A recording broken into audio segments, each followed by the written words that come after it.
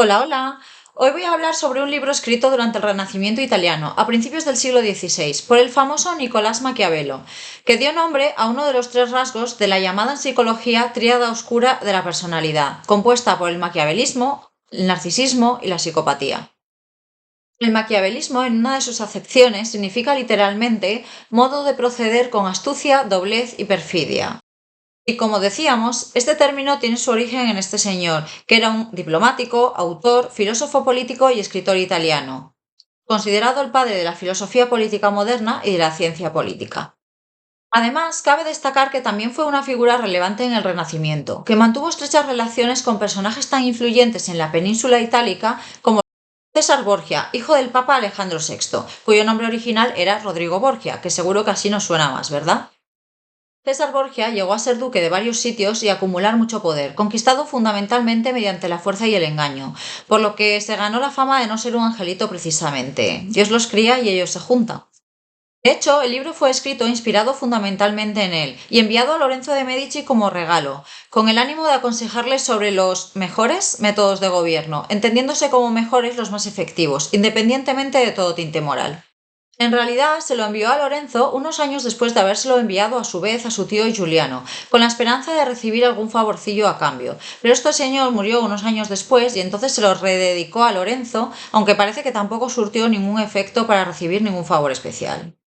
Con respecto a la fama que tiene la obra de ser poco menos que la fuente de todo mal, creo que es básicamente porque se limita a dar consejos desde un punto de vista absolutamente práctico, desprovisto de todo carácter ético.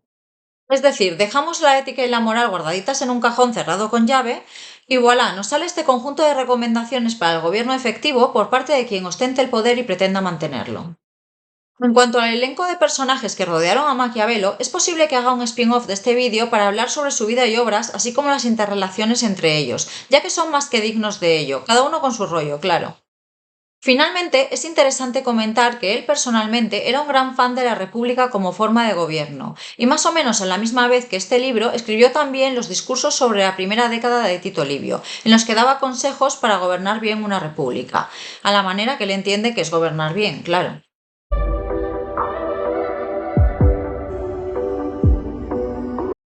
El libro en cuestión es El Príncipe, y no tuvo demasiado éxito en su época, sino que más bien pasó bastante desapercibido, y a quien no le pasó desapercibido no lo veía con muy buenos ojos, ya que, como hemos comentado antes, contiene consejitos un tanto controvertidos sobre cuál es la forma correcta de gobernar un Estado cuando el poder recae sobre una sola persona. Además, va dando ejemplos de lo que menciona como buenos o malos modos de proceder a lo largo de la historia a modo ilustrativo, tanto del Imperio Romano como de la antigua Grecia o de los estados italianos de su historia reciente. Daré unas pinceladas generales de los puntos que más me han llamado la atención. En primer lugar, nos cuenta que cuando alguien nuevo accede al poder, tiene como enemigos a aquellos a los que ha dañado en el proceso y además tampoco puede contar con aquellos que le han ayudado a obtenerlo, ya que habitualmente no puede satisfacer las expectativas de lo que esperan recibir de él, pero tampoco puede dañarles, ya que les está obligado. Y además necesita que el pueblo conquistado le vea con buenos ojos, así que no debe nunca tomar medidas que les perjudiquen. Por otro lado, recomienda a quien se vea en la situación de tomar el poder de nuevas y pretenda mantenerlo, que se asiente en el territorio conquistado viviendo él mismo allí preferiblemente, o si no, que al menos tenga colonias, de forma que respete la forma de vida de la mayoría y daña a muy pocos. Así nadie tendrá incentivos a rebelarse contra él.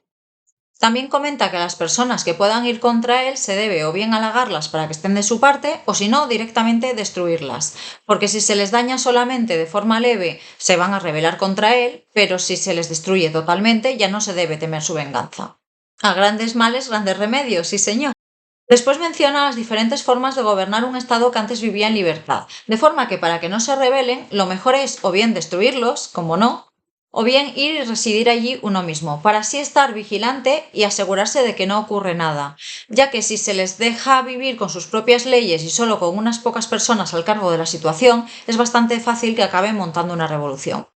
También nos comenta las características de la subida al poder por diversos medios, como puede ser mediante la conquista armada por el valor del gobernante, por la ayuda de otros y la buena suerte, mediante la comisión de un crimen o mediante el favor de otros ciudadanos, que pueden ser o bien nobles o bien el pueblo. Con respecto a esto último, nos dice que es más fácil mantenerse en el poder si se tiene el favor del pueblo, ya que lo único que tiene que hacer para que estén contentos es no oprimirlos. De hecho, recomienda que aunque se haya ascendido por el favor de los nobles, hay que ganarse el favor del pueblo para mantenerse en el poder, y que no se pongan en su contra durante los tiempos adversos, ya que además, como son muchos, si fuesen hostiles les resultaría muy fácil hacerle caer.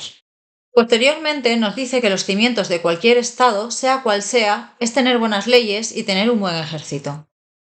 En cuanto a lo último, considera que de las tres formas de constituirlo, con tropas propias, auxiliares o mercenarios, la única buena para conseguir la seguridad y estabilidad necesarias es con tropas propias, y que las otras dos maneras son peligrosas e inútiles. Por un lado, los mercenarios son gente un poco chunga y en realidad cobarde, que no están interesados en servirte bien, sino solo en ganar un poquito de dinero y salir indemnes de la lucha. Y por otro, las tropas auxiliares, consideradas como tales las prestadas por aliados, aunque sí son valientes, hacen que ganar gracias a ellos sea también peligroso porque después quedas a su merced. También hace la reflexión de que en tiempos de paz hay que estar preparado para los tiempos de guerra y no dormirse en los laureles, ya que si los últimos llegan, el ejército debe estar bien preparado para enfrentarse a ello. Posteriormente entra a valorar el comportamiento que debe tener un gobernante con su pueblo y con sus aliados, y considera que no debe ser siempre bueno, sino que debe serlo o no según lo requiera la situación, pero que debe abstenerse de dejarse llevar por los vicios o defectos que harán que acabe despojado de su poder. Con respecto a la crueldad y a la clemencia y al eterno dilema de si es mejor ser temido o amado, nos comenta que el gobernante debe buscar tener la reputación de clemente y no de cruel, pero debe ser capaz de ser cruel si el resultado derivado de este comportamiento es mejor para el conjunto de la población general y más beneficioso que aquel de ser misericordioso. Es decir, aquello de que el fin justifica los medios. También que entre que le amen o le respeten es mejor lo último, ya que es más seguro, porque es más fácil que quien le ama se vuelva contra él cuando le venga bien que quien le teme, ya que el temor a un posible castigo le refrenará de hacerlo. Dice también que es más deseable que practique la integridad que el engaño, pero que más importante que tenga buenas cualidades es que parezca que las tiene, y que actuar siempre bien es incluso pernicioso, y que a veces hay que saber hacer todo lo contrario cuando la ocasión lo requiere. Pero que por su boca, por supuesto, solo deben salir cosas que hagan pensar que sí que tiene esas excelentes cualidades, ya que muchos se guiarán por lo que parezca y pocos sabrán ver lo que realmente es. De hecho, es importante no ganarse el odio del pueblo para evitar ser objeto de conspiraciones, ya que si los potenciales conspiradores saben que esto causará la ira del pueblo, se lo pensarán dos veces. Asimismo, debe mostrar claramente sus cartas como amigo o enemigo de algo, pero no permanecer neutral y tibio ante ello. También debe organizar festejos que diviertan al pueblo y dejarse ver entre la gente en ocasiones, para que quede patente su afabilidad, pero siempre manteniendo las debidas distancias para preservar su majestuosidad. Continúa comentando la importancia de que el gobernante escoja bien a sus ministros, ya que la imagen que estos tengan, sea buena o mala, repercutirá en la suya propia. Y también que debe portarse bien con ellos cubriéndolos de honores, para que estos no sientan el deseo de que la situación cambie y alguien nuevo venga. Dice también que es muy importante saber evitar a los aduladores, dejando claro a su entorno que no le ofenderán por decirle la verdad, pero también debe saber elegir bien a las personas a las que dar ese honor, para no encontrarse con gente que directamente se tome la libertad de faltarle al respeto.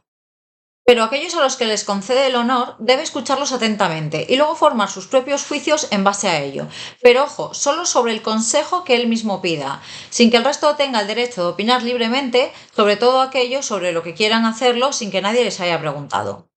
Por último, con respecto a la influencia de la suerte en la vida humana, considera que, si bien innegablemente tiene un papel, cada persona tiene también parte en lo que le va sucediendo, y cree que aquel al que le va bien es el que actúa en consonancia con los tiempos en los que le ha tocado vivir. Es decir, con la idiosincrasia de la sociedad en cada momento, de forma que sus acciones no vayan nunca en contra de ella, incluso cambiando su forma de proceder en el momento en que esa idiosincrasia cambia, amoldándose así a la nueva realidad. Además, para dominar a la fortuna de alguna manera, recomienda ser audaz en lugar de cauto, ya que, como dice el proverbio latino, la fortuna favorece a los valientes. Pues hasta aquí ha llegado este vídeo. Si te ha gustado, ya sabes, dale al botoncito de like y suscríbete, y nos vemos en la próxima entrega. ¡Chao!